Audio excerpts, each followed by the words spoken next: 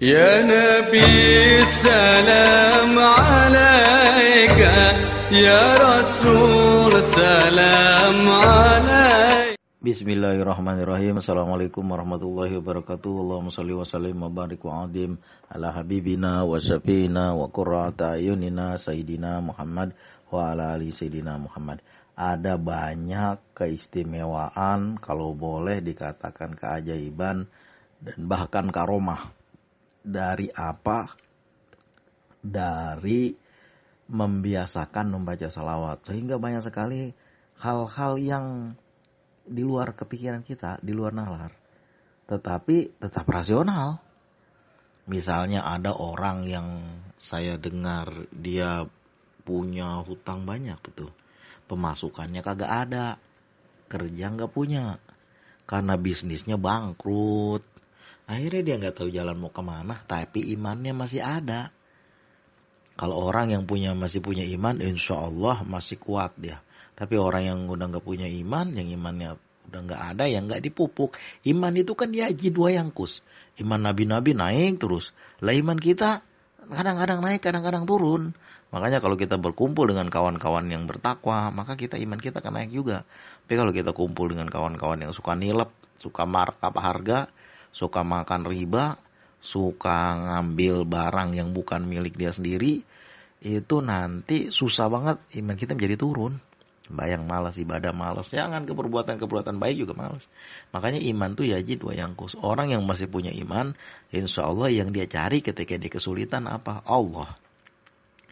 Memperbanyak membaca salawat kepada Rasulullah. Satu hari ada satu orang yang seperti saya sebut di atas tadi, kesulitan luar biasa. Lalu dia membaca salawat kepada Rasulullah di suatu masjid. Setiap hari dia baca salawat. Sampai dari waktu ke waktu, karena memang pekerjaannya udah gak ada, mau gimana lagi.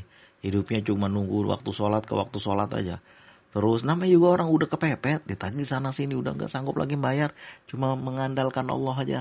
Lalu dia duduk menghadap Allah, membaca salawat kepada Rasulullah dan berdoa.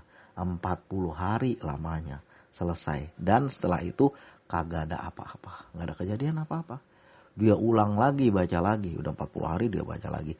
Kira-kira baru 15 hari, kurang lebih dari hari kedua dia baca 40 hari.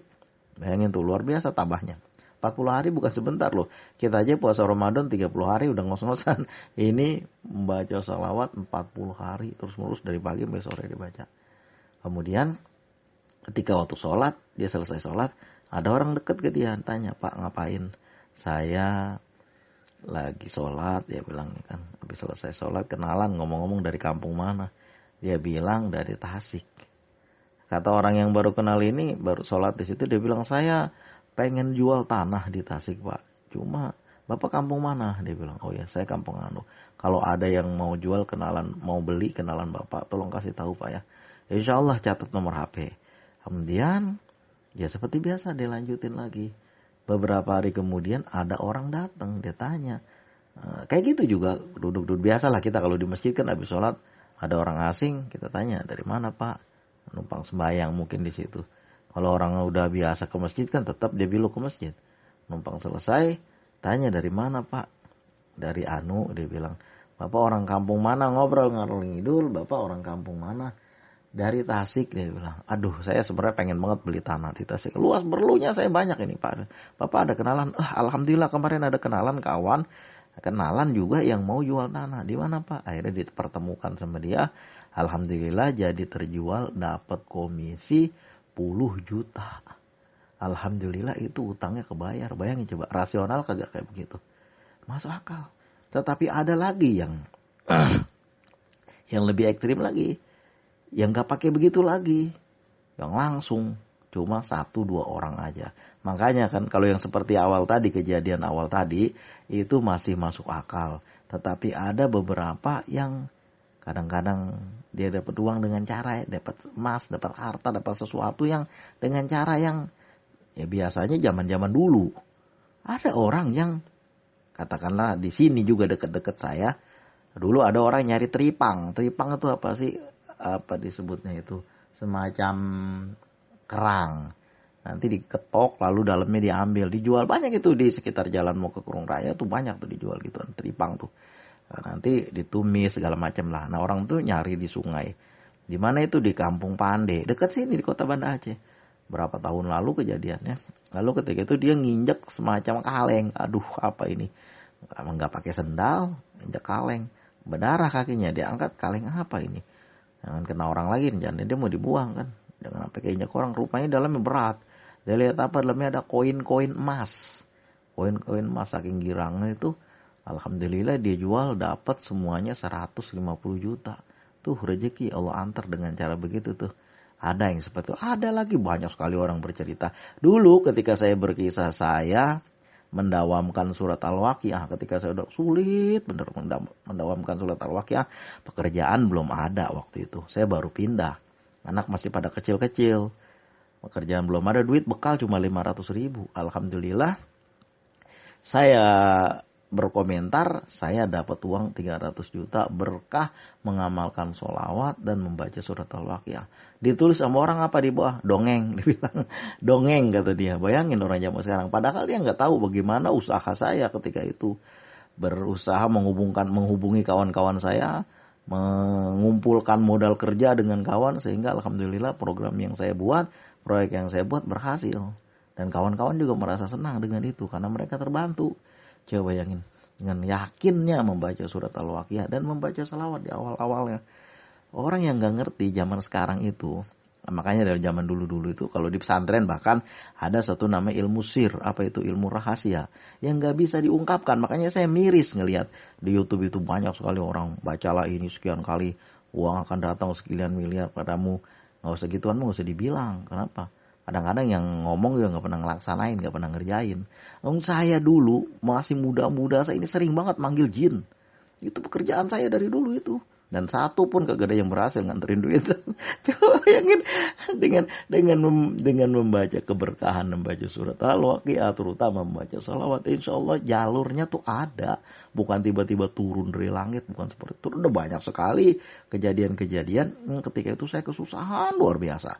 Mau bayar kagak punya duit, pekerjaan belum ada, alhamdulillah ada aja pertolongan yang Allah anterin. Ada aja pertolongan yang Allah anterin. Ada tempat kerja yang secara nggak sengaja diminta untuk kerja di situ. Bayangin coba. Itu berkah Allah turunkan dengan asbab, dengan musabab.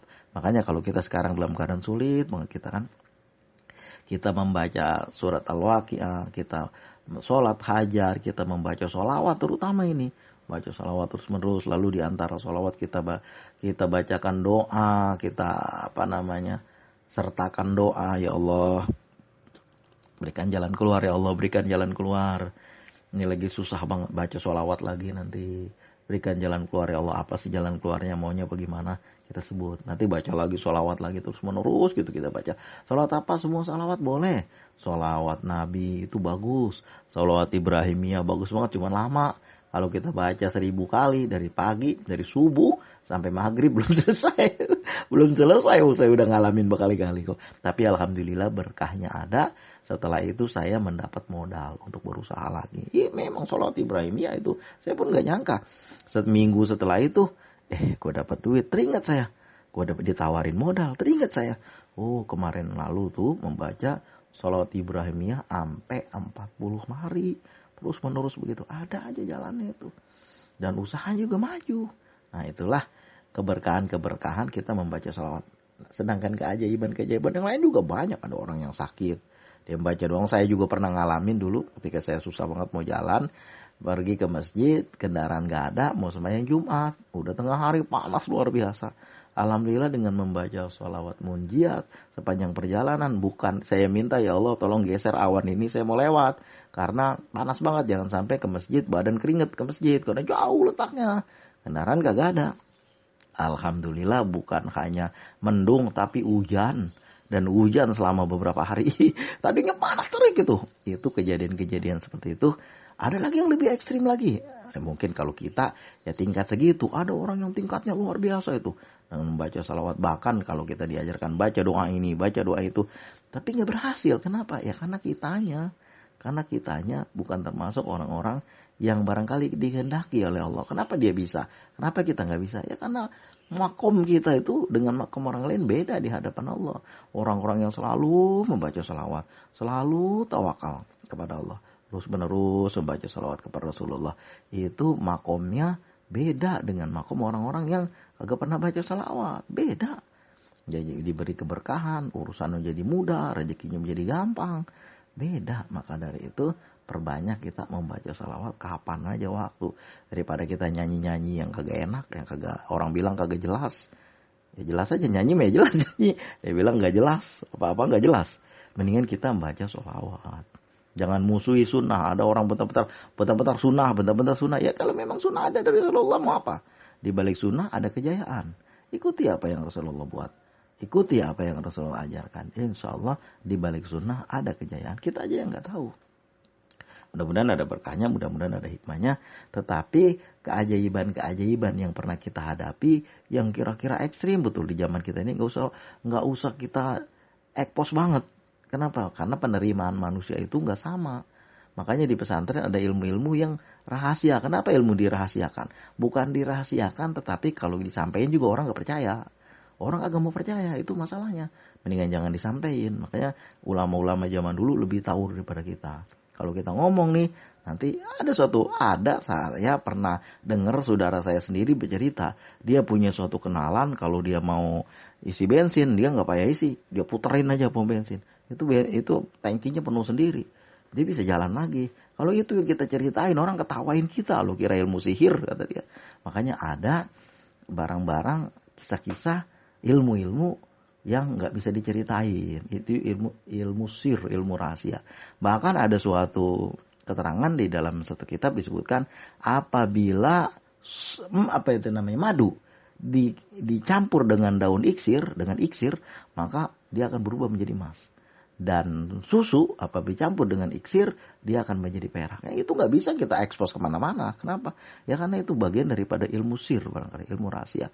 Kalau zaman sekarang kan orang maunya apa? Dipuja, dimuliakan, dihormati. Lah itu orang zaman sekarang. Kalau zaman dulu wali-wali, mungkin sekarang juga masih ada. Apa itu? Mereka punya ilmu namanya malamatiyat. Apa itu ilmu malamatiyat? Ilmu tingkat tinggi. Dia orangnya takwa, dia orangnya mulia, memang golongan orang berpunya, orang berjabatan, tapi dia biasa-biasa aja. Dicela orang nggak masalah dia, dihina-hina. Bahkan banyak wali-wali yang berpenampilannya seperti pengemis. Kita nggak nyangka itu, kita nggak sangka. Karena itulah disebut ilmu malamatiyat. Kita kagak nyampe ke situ. Bagaimana kita mau ke situ, belajar nahu aja kita kagak. Belajar fikih juga enggak. Fikih aja masih pada ribut. Padahal sebelum ada hikmah, ada fikih dulu. Dulu Syekh Abdul Qadir Al-Jilani, Imam Syafi'i juga begitu. Ketika lagi sholat, datang setan. Dia berkata setan, wahai Syafi'i, kamu nggak usah sholat lagi. Karena Allah sudah mengampuni dosa-dosamu. Kata setan yang berubah, dia berusaha menyesatkan Imam Syafi'i. Lalu Imam Syafi'i menunjukkan tangannya 2. Kalau nggak salah saya baca, atau 4. Ini jari ditunjukkan. Apa itu? Kalau memang begitu, kasih tahu saya 4 orang saksi atau 2 orang saksi yang bilang-bilang kayak gitu. Jangan asal ngomong aja. Kalau seandainya saya boleh nggak sholat mah Rasulullah duluan. Ngapain saya orang yang baru-baru? Rasulullah duluan kalau bisa begitu mah. Nah, saya Abdul Qadir juga begitu. Wahai Abdul Qadir, kamu nggak usah sholat lagi. Karena semua amalmu udah baik dan udah diterima oleh Allah. Itu setan mengganggu saya Abdul Qadir. Dia ambil baknya, dilempar sama setan. Yang kayak begitu itu. Bahkan ada suatu keterangan sahabat Rasulullah pernah jalan di suatu tempat. Panas padang pasir. Namanya juga sahabat Rasulullah. Kemudian dengan keberkahan Allah turunlah timba dari atas, dari langit, lalu dia minum dari situ. Itu kalau yang kayak gitu diceritain, diketawain sama orang. Kenapa? Juga air wudu itu, dibilang air wudu. Dulu kan ada suatu kisah, suatu perampok itu kemalaman, dia datang ke rumah penduduk, dia katakan, wahai bapak, kami ini pasukan Rasulullah yang ketinggalan, kami mau numpang nginep di sini. Oh silakan. Kemudian dia potongin kambing, dia kasih, namanya orang di padang pasir kan kambing, dia siapin makanan, dia siapin tempat tidur untuk rombongan perampok itu, dia siapin lah air. Dia pikir mau wudu, mau sholat. Lalu dia, ya namanya perampok, dia nggak sholat, dia cuma cuci muka doang. Setelah itu dia makan, bisa tidur. Besok pagi dia berangkat lagi. Kemudian udah sore lagi dia balik lagi. Wahai bapak, kami pasukan Rasulullah yang tertinggal. Katanya. Padahal dia perampok. Kemudian perampok itu melihat, kok anak yang kemarin itu lumpuh, saya lihat kenapa sehat sekarang udah bisa jalan. Kemarin lumpuh, saya kemari kok cuma dalam waktu dekat udah sehat lagi.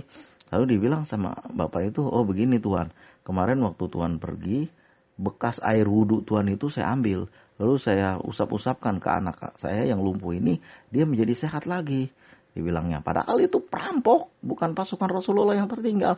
Tapi karena keyakinan kepada pasukan Rasulullah, kepada karomah Rasulullah, bayangin pasukannya aja tuh. Padahal bukan pasukan, itu perampok yang kelewat, yang tertinggal. Perampok yang pura-pura menjadi pasukan Rasulullah. Itu berkahnya air wudhunya bisa menjadi mustajab. Anaknya menjadi nggak lumpuh lagi. Yang kayak gitu, itu kalau diceritain orang ketawa. Mana ada zaman sekarang kayak gitu. Nah itulah. Kayaknya yang seperti itu kan ada banyak lagi. Disebutnya ilmu sir, ilmu rahasia. Bagaimana kita mau ilmu rahasia, orang malah matiat aja kita nggak mau ngerjain. Orang mulia dicaci-caci, orang takwa, wali-wali dihina-hina. Itu karena apa? Ilmu malamatiyat yang digunakan supaya menguji mentalnya, melihat manusia itu jangan urusan dunia sampai kayak gitunya dipuji-pujinya, jangan kayak gitu. Beda dengan orang kita zaman sekarang. Usikum wa nafsi bitaqwallah, walaupun kita enggak setingkat itu, mudah-mudahan kita membaca salawat, mengamalkan salawat sesuai dengan zaman kita, semampu kita, dengan harapan kita mendapat syafaat Rasulullah di akhirat nanti juga. Kesulitan kita di dunia ini bisa Allah angkat, bisa menjadi keberkahan. Di antara bacaan-bacaan salawat, mari kita doa. Mudah-mudahan yang namanya doa kepada Allah itu bukannya dilarang, tapi disuruh. Oh dooni astajib lakum, berdoalah kepadaku. Jangan orang berkata lagi salawat kok mau minta ini, minta itu, urusan dunia. Mintanya kepada Allah. Ud'uni astajib lakum, ayat Quran. Berdoalah kepadaku, aku akan mengabulkan. Tetapi doa-doa yang tidak dibacakan salawat tidak akan sampai ke hadirat Allah. Dia berputar-putar aja antara langit dan bumi. Hadis riwayat Bukhari. Kadang-kadang sebentar orang bilang, mana hadisnya, mana dalilnya. Padahal dia nggak tahu urutan-urutan hadis itu bagaimana. Usikum wa nafsi bitaqwallah. Kita buka buku-buku hadis yang ringan aja. Matan Baikuni kita lihat apa itu hadis sahih, yarwihi adlun dabitun an mislihi mu'tamadun bidabtihi wa naqlihi.